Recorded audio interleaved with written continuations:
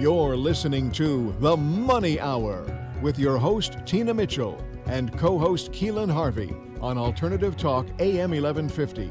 Now, back to the show with local mortgage experts Tina Mitchell and Keelan Harvey. Welcome back to The Money Hour on 1150 AM KKNW, the Saturday, August 31st show. I am your host, Tina Mitchell. And I am your co-host, Keelan Harvey. Your local mortgage experts. We're here to help you build a strong financial blueprint 1 week and one show at a time. If you're hearing our show at a different time or day, you are listening to a rebroadcast, but we're here to answer any questions or connect you with the guests that we have on the show. Please call the show at 1-855-400-1150. Again, that's 1-855-400-1150 or online at themoneyhour.com. In studio right now for the first time, we have Nicole Lux-Ritchie of Luxcentric, and we're talking about detangling your digital office. Welcome, Nicole. Thank you so much for joining us today. Thanks, Tina and Keelan, for having me. Of course. And a little bit about Nicole. Nicole comes to you as a multi-generational, deeply rooted native of Western Washington who needs to be watered often. She began her career in technology space as a supportive representative during the pioneer days of online banking. She has owned and operated several small businesses ranking from MLM to brick and mortar to service base. As technology guide, productivity consultant, and speaker, Nicole has enjoyed over 2 decades of working with small businesses, solo entrepreneurs, and tech-shy individuals to start where they are, use what they have, and do what they can build, sustain business and technology best practices. She lives in Issaquah, Washington with her husband, 4 young adults, 3 cats, and a ferret. Oh my gosh, I love ferrets. They're so gosh darn cute. Yeah, ferrets are They just pretty like cool. slide all around you. We call him a cat snake. Yeah, that snake. makes it because Yeah, they kind of good. do. They'll yeah. wrap around your arm and yeah. How cool. I love the term digital office. That's fantastic. Yeah. And that is a subject near and dear to our hearts. Not so much until I met Tina and she made me aware of my digital office, which I'm excited to talk with you about this. What is, for our listeners, a digital office?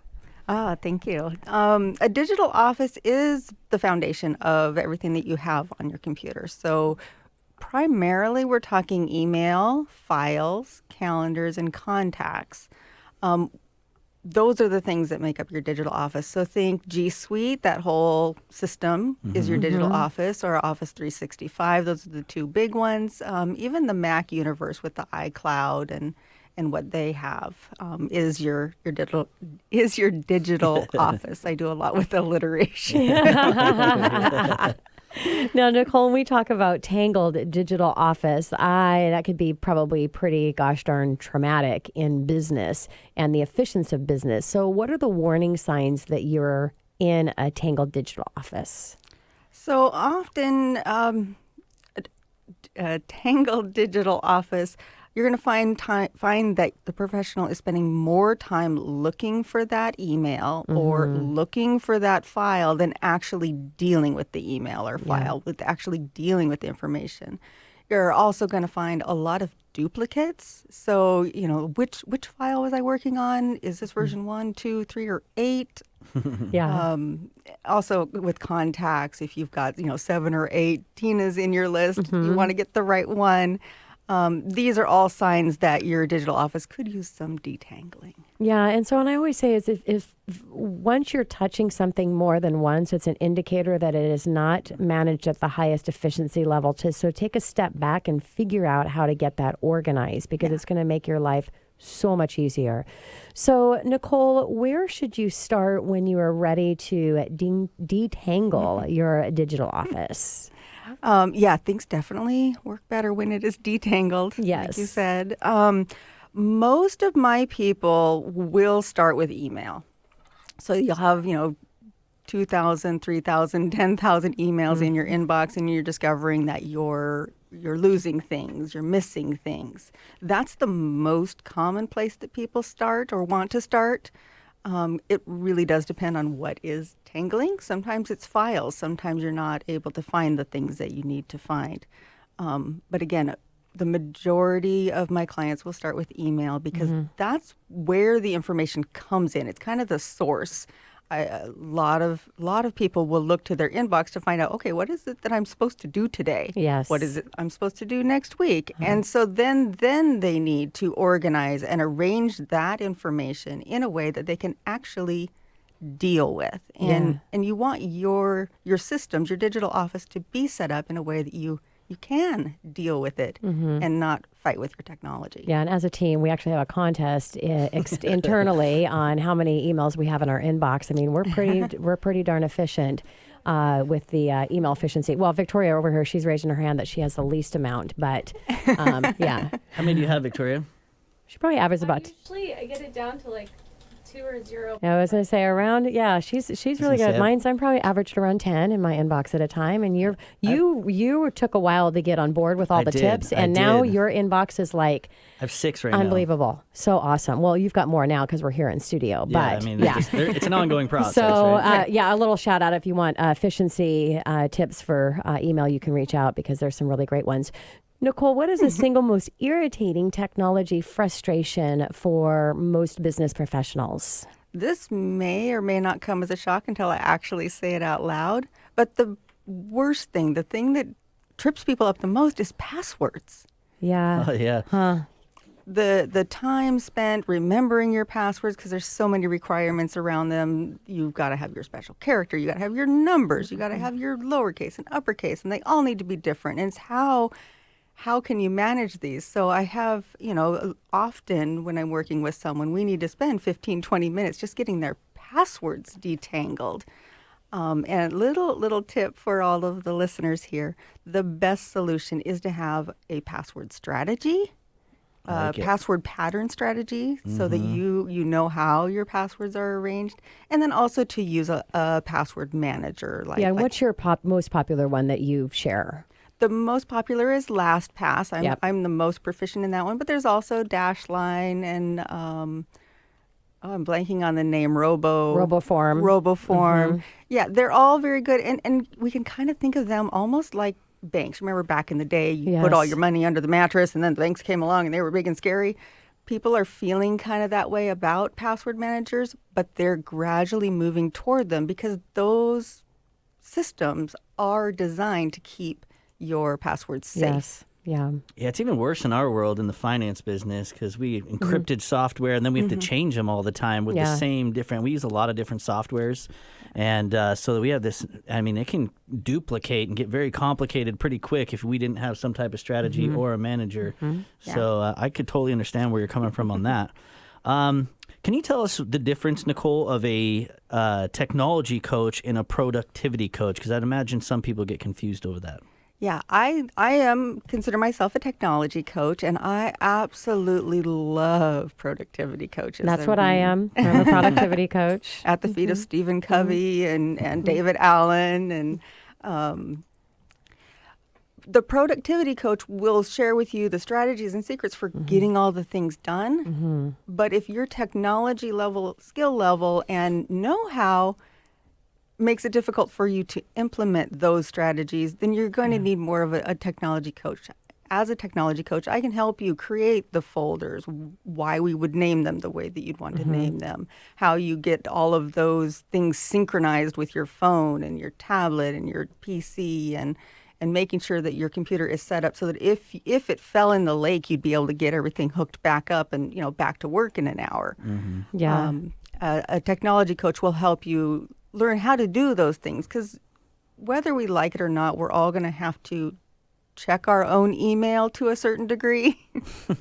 Yes. Manage it to a certain degree. Yeah, we can have people, but So, Nicole, when you're, because I'm a local mortgage expert, that's what I do, but I also have a coaching program, and a shout out for that. It's complimentary, onetimeyourbusiness.com. Spend a powerful 8 weeks with me. It's virtual. All business professionals are invited. It's a great collaboration, masterminding. So when you have your technology coach, which is you, and you have your productivity coach, which is me, what one do you do first? Would you go through a productivity program first, or would you get your technology set up and then go through the productivity coaching program?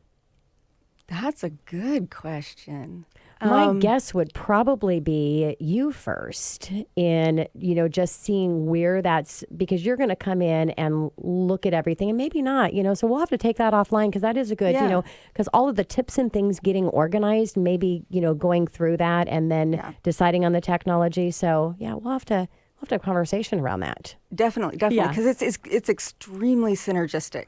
Yes. I have clients who go through productivity coaches and they'll tell me, hey, my coach said I could do something with an online scheduler. How would I set that up? Yeah, that's the first thing I do in week one. And so, actually, as we're talking about this, the best thing is to get into both programs and communicate. If you have a program, like mine's really specific on each week and what the topic is, and then coming back around to you as the technology coach and saying, okay, we were told we need to implement an online calendar and we need to work with landing pages, and here's the email tips. And, so let's talk. We need to talk, definitely. Well, think about it. You're the tool, and she's the person that teaches you how to use the tool. So I think Or I productivity. teach us how to use the tool. She comes up with the tool. Well, she's the hands-on to actually facilitate everything you've taught them. point. There's You see what I'm saying? Yeah. systems. Yeah, we're going to make some good dynamic partners duo. over There you here. go. Yeah. So, Nicole, let's talk a little bit about how the heck did you get started coaching people with technology specifically? This is very dear story. Back in the day, my grandmother called me and asked if I could teach her how to use this computer thing. And it was back, a while ago when my children were babies. And once a week or so, for about a year, my little baby and I would go to Grandma's house for lunch. And we would have lunch, and then I would teach her how to use the computer. And together we developed a beginning curriculum for how to use the computer. And that is, how do you use the mouse? What is left click? What is right click? How do you successfully play solitaire? And from that, she says, hey, you're really good at this. You should do it for other people, as only a grandmother can tell you. Yeah. And so I reached out to some retirement communities and started teaching classes at retirement communities. And it was an excellent stay-at-home mom job. Yeah. And I did that for several years, and then I also took on a few small business owners as a VA. And so when I decided to launch and be, a real grown-up business, I kind of married the two because I found that a lot of my small business VA people, they didn't need a VA. They needed their digital office in order. Yeah. And once it was in order, then that is their VA. And that's the first thing that you need is you need to have your systems and process in place. So you can bring that team in. So what about most heartbreaking thing in your industry, Nicole, what would that be? This is the hardest thing that I see because I hear it kind of after the fact. And someone will tell me, they'll say, oh, I have this brilliant son-in-law and he helps me with all of my technology, but I'm just so dumb. I just don't get it. He gets really frustrated with me. And this could be the brilliant daughter. It could be the brilliant grandkid. It could be the brilliant whatever. And once we start working together, I show them, okay, well, you want this and this and this and this. And we go through a step-by-step process of how to do the thing. And they're like, oh, I'm not dumb. And we don't, there's no shame for the brilliant son-in-law. They have, huge hearts and they really, really want to help. But they're thinking so fast and want to just get it done. Just do it. Just finish it. And it's very, very difficult for them to make room for the learning. And that translation from technobabble to real human is something that I really enjoy working with and getting through. Yeah. So we're running out of time here, unfortunately, Nicole, but I would love for you to share kind of one last tip or piece of information that our listeners could take as far as advice to improve their digital office. Well, my favorite tip is a super simple one, and that is whenever you get stuck doing something, whenever you've been working at it for a while and it's bubbling up and being extremely frustrating, stop, take a moment. Sometimes just reading the error message out loud will help you. If you need to, reboot the computer and try again. Yeah. That often, just that reboot will solve most most problems. Yeah, such great advice. And if you want to connect with Nicole, hear more about her technology coaching so that you can get control of your digital platform, give the show a call at 1-855-400-1150. Again, that's 1-855-400-1150 or online at themoneyhour.com. Coming up next on The Money Hour, how do you want to be remembered? Debbie Mycoft of Memories Worth Telling right here on 1150 AM KKNW after this short break.